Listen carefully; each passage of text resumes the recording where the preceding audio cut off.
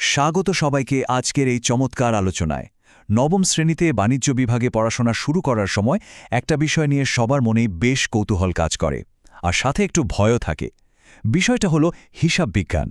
অনেকের মনে হতে পারে এটা বোধহয় শুধুই জটিল সব গাণিতিক হিসাব নিকাশের পাহাড়, কিন্তু সত্যি বলতে হিসাব বিজ্ঞান মোটেও কোনো ভীতিকর কিছু নয়, বরং এটি ভীষণ আকর্ষণীয় আর দরকারি একটা হাতিয়ার। একটা ব্যবসা কিভাবে চলে তার পেছনের আসল গল্পটা বুঝতে পারার চাবিকাঠি হলো এই বিষয়টা। যারা নতুন বাণিজ্য নিয়ে পড়া শুরু করছে তাদের জন্য আজকের এই আলোচনাটা দারুণ একটা অভিজ্ঞতা হতে যাচ্ছে। তো চলুন আর দেরি না করে হিসাব বিজ্ঞানের আসল সৌন্দর্যটা একটু আবিষ্কার করা যাক। যে কোনো নতুন বিষয় সহজে আয়ত্ত করার সেরা উপায় হলো সেটাকে ছোট ছোট অংশে ভাগ করে নেওয়া। আজকের এই পাঠে আমরা মোট 4টি ধাপে পুরো বিষয়টা বুঝব। 1. হিসাব বিজ্ঞান আসলে কি। 2. একটি বাস্তব উদাহরণ। 3. হিসাব বিজ্ঞানের প্রধান কাজ এবং 4. হিসাব বিজ্ঞানের প্রয়োজনীয়তা। পর্ব 1, হিসাব বিজ্ঞান আসলে কি। বাণিজ্য অধ্যয়নের জগতে পা রাখার মানেই হল ব্যবসার ভাষা শেখা শুরু করা। একটা ব্যবসা প্রতিষ্ঠান তার আর্থিক অবস্থা বোঝাতে যে ভাষাটা ব্যবহার করে সেটাই হলো হিসাব বিজ্ঞান। খুব সহজ করে বললে আর্থিক লেনদেনগুলো আগে চিহ্নিত করা, তারপর সেটাকে টাকার অঙ্কে পরিমাপ করা এবং সবশেষে ধারাবাহিকভাবে খাতায় লিখে রাখার যে একটা সুশৃঙ্খল প্রক্রিয়া, তাকেই হিসাব বিজ্ঞান বলে। ব্যাপারটা আমাদের পারিবারিক মাসিক বাজেটের মতোই।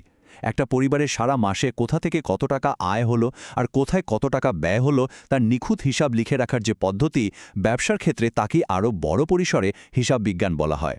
পর্ব 2, একটি বাস্তব উদাহরণ। বাস্তব জীবনে এর প্রয়োগ কতটা জাদুকরী হতে পারে তা একটা উদাহরণ দিলে বেশ পরিষ্কার হয়ে যাবে। ধরা যাক, পাশাপাশি দুটো পাড়া মহল্লার মুদি দোকান আছে। বাম দিকের দোকানটাতে কোনো হিসাব বিজ্ঞান নেই, পুরোটাই বিশৃঙ্খল। দোকানদার শুধুই নিজের স্মৃতির উপর নির্ভর করে ব্যবসা চালাচ্ছেন। সারাদিনে কয়টা কলম বিক্রি হলো বা কয়টা খাতা বিক্রি হলো তার কোনো লিখিত হিসাব তার কাছে নেই। ফলে দিন শেষে আদৌ লাভ হলো নাকি ক্ষতি হলো তা কেউ নিশ্চিত করে বলতে পারে না। অন্যদিকে ডান দিকে দোকানটা কিন্তু হিসাব বিজ্ঞানের নিয়ম মেনে চলে।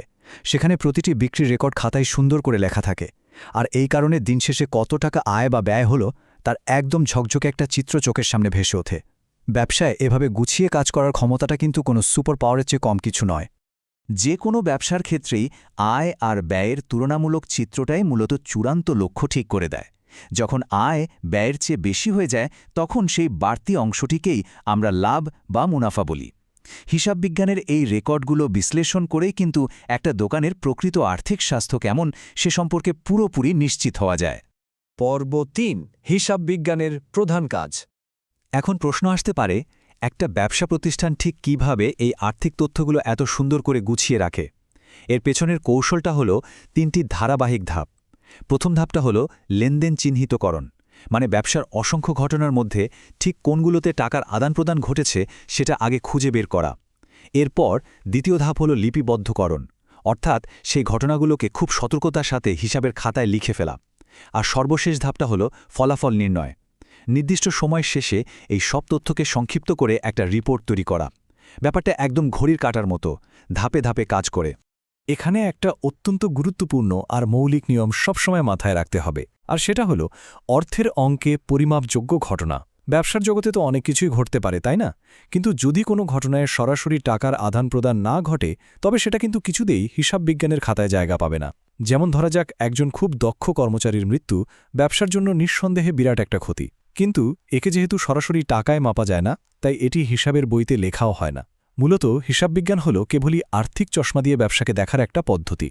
পর্ব 4, হিসাব বিজ্ঞানের প্রয়োজনীয়তা। বাস্তব পৃথিবীতে এই কাজগুলোর বৃহত্তর মূল্য আসলে কি? সত্যি বলতে এর উপযোগিতা ব্যাপক। এই ডেটাগুলো ব্যবহার করেই ব্যবসার মালিকরা সঠিক সিদ্ধান্ত গ্রহণ করতে পারেন। তারা শুধু অনুমানের ওপর ভিত্তি করে বসে থাকেন না, বরং একদম শক্ত তথ্যের জোরে লাভ ক্ষতি নির্ণয় করেন। ব্যবসাকে সামনের দিকে এগিয়ে নেওয়ার জন্য ভবিষ্যৎ পরিকল্পনা করতেও এই হিসাবগুলোর কোনো বিকল্প নেই। আর সবচেয়ে বড় কথা হলো, প্রতিষ্ঠানে যেন কোনো চুরি বা দুর্নীতি না হয় তা নিশ্চিত করতে বা জালিয়াতি রোধ করতে হিসাব বিজ্ঞান থাকাটা একেবারে অপরিহার্য। আজকের এই আলোচনার একদম শেষ পর্যায়ে এসে একটা বেশ গভীর ভাবনার উদয় হয়। আচ্ছা, হিসাব বিজ্ঞান ছাড়া কি বিশ্ব অর্থনীতি আদৌ চলতে পারবে? একবার ভাবা যাক, যদি পৃথিবীতে ব্যাংক, বড় বড় কর্পোরেশন বা সরকারগুলোর কাছে তাদের আর্থিক লেনদেনের কোনো হিসাবই না থাকত, তাহলে কি হতো? পুরো ব্যবস্থাটাই কিন্তু তাসের ঘরের মতো ভেঙে পড়ত। তাই এটা শুধু নবম শ্রেণীর একটা পাঠ্যবিষয় নয়, বরং এটি আধুনিক সভ্যতার অন্যতম একটা মূল ভিত্তি। আশা করা যায় হিসাব বিজ্ঞানের এই একদম প্রাথমিক ধারণাটি এখন সবার কাছে অনেক বেশি স্পষ্ট। জ্ঞান অন্বেষণের এই যাত্রা সবার জন্য শুভ হোক।